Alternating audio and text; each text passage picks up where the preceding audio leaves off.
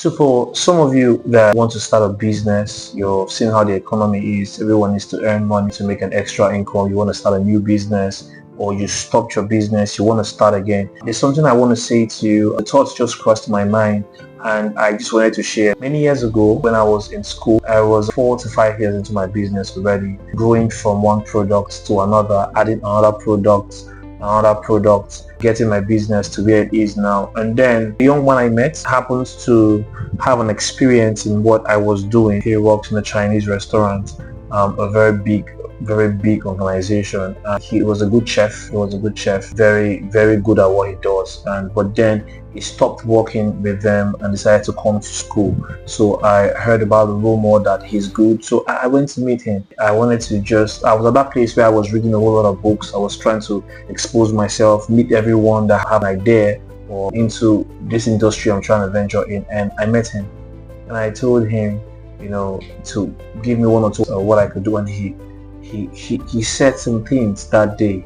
He mentioned one or two things I can do to my products and why it's being done, and I was very impressed. And after listening to him, I was like, you actually know your onions, you know what you're doing. Why haven't you started something? Why are you not doing anything? And I asked when he stopped working with the company. He said about 3 years, 4 years. I said, okay, so what are you planning to do? Do you want to start working with another company? He said, no, he wants to start his own business. And I said, okay, so why haven't you started?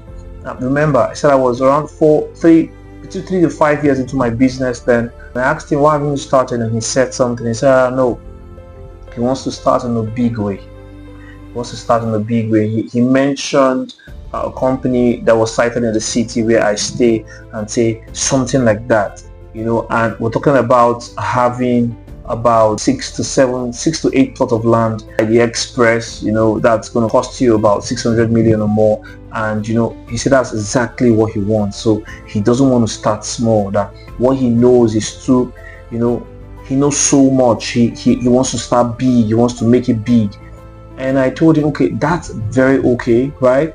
But why don't you start from somewhere? You don't have what it takes right now. You don't even have one plot of land. You don't even have a business you're running right now. Why not start somewhere small and start growing? He said, no, that's not this kind of thing. I understand. You see what we're doing. If you keep on doing what we're doing, we're starting small. But he has plans. I left. Initiated what he taught me into my business, and I got a positive view. I grew. A few years down the line, let's say 3 years, I met with him. Oh no, I didn't meet with him. He happened to stop by at my business place one time. Many memories. Okay, so let's forget that. Let's focus on what I'm talking about. So at that point, he met me. I was like, wow, you're doing well. Geez, my business has scaled up a little bit. It was more better than it used to be. I got a new location, got some new equipment, and equipped the facility. And then he said, doing well, man, I envy you, this and that.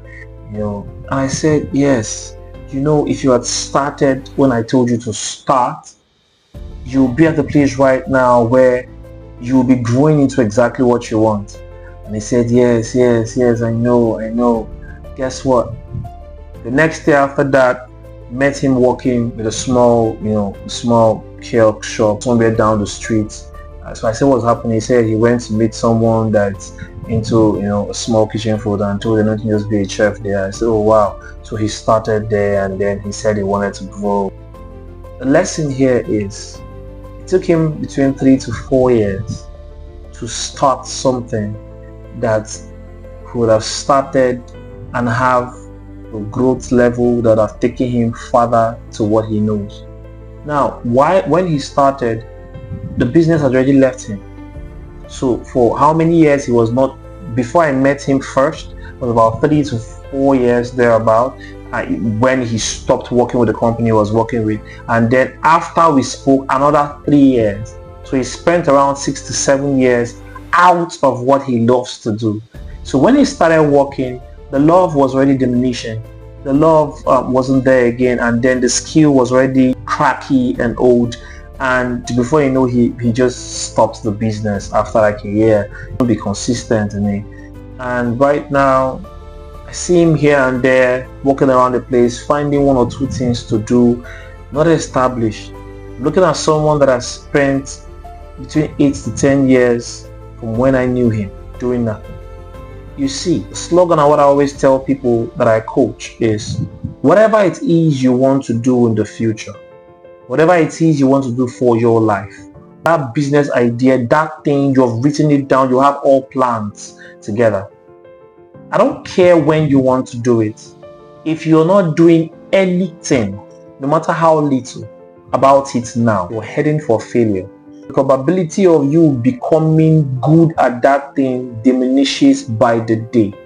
I say it again. I don't care what it is you want to do, your business, the vision, and everything you have written and constructed perfectly to do in the future.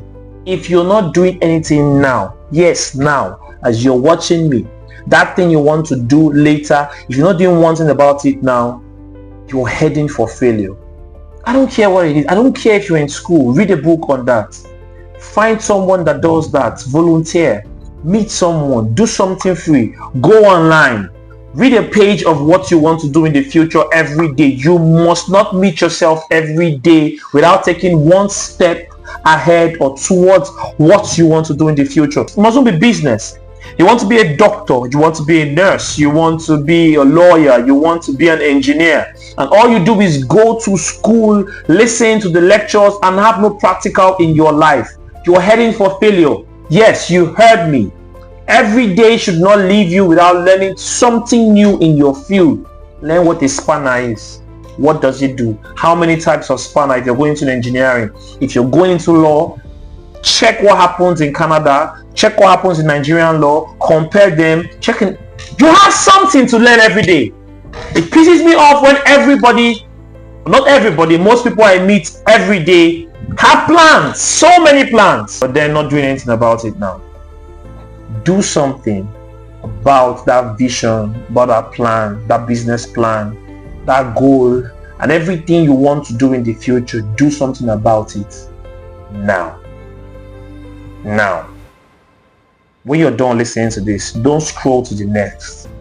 Go down and learn something about that skill, that business you want to do in the future. My name is Cyril-Okere, and I'll be here when next you come. Thank you.